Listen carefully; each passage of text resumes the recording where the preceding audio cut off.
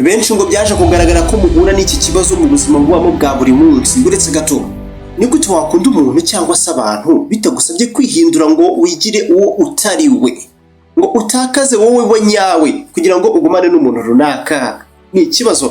Nawe wigeze wumva nk'umusore cyangwa se umukobwa uhindura idini asengeramo ngo akundane cyangwa se ashyingirwe n'umugore runaka cyangwa se umugabo? Uretse gato, nibyo ngibyo turi kuvuga uyu munsi. Niba wibaza icyo kibazo rero, nkizi minota yawe itagera ku 8 nkwereke ibintu ubika muri uwo mutwe wawe nonaha kugeza iteka ryose. Ni gute wakunda abandi udatakaje uri wowe wanyawe ubwawe?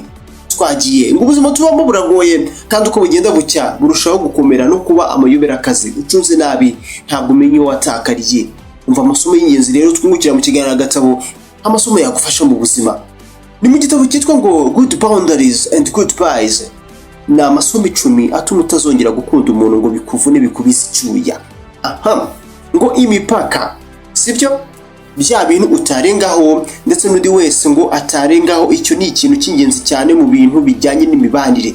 Ngo imipaka tuvuga hano ni ya mirongo ntarengwa dushyiraho hagati yacu n'abandi, ituma ubuzima bwacu bujyanye n'amarangamutima ndetse nabo turibo tudasize n'uburyo cyangwa se no mu buryo bw'umwuka, spirit, ibyo twizera bitangirika. Ngo iyo mirongo rero ntarengwa iyo ufite iyo washizeho ntarengwa iyo mu buzima bwawe, ngo ni ibintu bigufasha kubana n'abandi neza kandi ukabakunda udatakaje uwuriwe cyangwa se ngo bisabe ko wihindura utari we ngo ukunde ugumane nabo.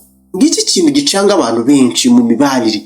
Ngo twese nitwe dushinzwe kwita ku byishimo byacu. Ngo burya ikintu benshi twibagirwa nuko tutagenzura imyitwarire y'abandi kuri twe, ngo ariko twagenzura uburyo tubasubiza cyangwa se dufatamo uburyo batwitwayeho. Ngo iyo twatangiye gufata inshingano z'ibyishimo byacu, ngo ntabwo tuba tukibabazwa nuko abandi batwitwaraho nabi uko ariko kose. Ni amagambo atuma tubaho twishimye muri ubu buzima. Ngo burya mu buzima ujye uzirikana ko ntacyo bitwaye kuvuga hoya. That is no. Aho ni mu Cyongereza. Ngo ntacyo bitwaye kuvuga hoya cyangwa se guhakanira ba bantu twumva batadushishikaje ndetse no ku bintu bitadushishikaje.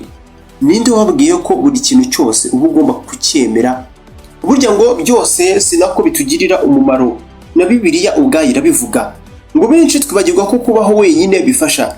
Ngo ntacyo bitwaye kubaho utari mu mibanire yihariye n'undi muntu, relationships, ahubwo ukishimira kubaho wenyine wishimira uwo uriwe. Igihe wamenye ibi ngibi, igitutu kizakuva ku mutwe. Nta guhangayikishwa nuko abantu bakuvuyeho bashize. Mwumve neza hano. Ngo twebwe nge nawe ngo tugomba kandi dukwiriye kubahwa no guhabwa agaciro. Ngo nubona ibyo bintu byabuze mu buzima bwawe ubayemo, uzamenye ko ari wo mwanya mwiza wo kugenda ukava aho ngaho uri. Ntabwo uzaba uri umwanya wakabaye kuba urimo. Ndakubwiza ukuri, kubabarira. Ngo kubabarira si ukureka ibikorwa by'undi muntu ngo bigire uruhare mu buzima bwacu cyangwa se bwawe, ahubwo ni ukureka umujinya n'ibyumviro bibi twagirira cyangwa se umufitiye cyangwa se wagira undi muntu, hanyuma natwe tukibabarira twebwe ubwacu. Ngize imbabazi ubundi baravuga ngo nzakubabaza byonyine nundeka ukampa uburenganzira n'amahirwe yo kubikora. Nibwo buryo bwonyine bushoboka. Ngo iteka uzazirikane ko rimwe na rimwe biba ni ngombwa kureka ibintu bimwe bikava mu buzima bwawe. Ngo nta na rimwe bizabiri ngombwa kwizirika ku bintu cyangwa se ku bantu batakigize icyo bakumariye. Isomo rya 8.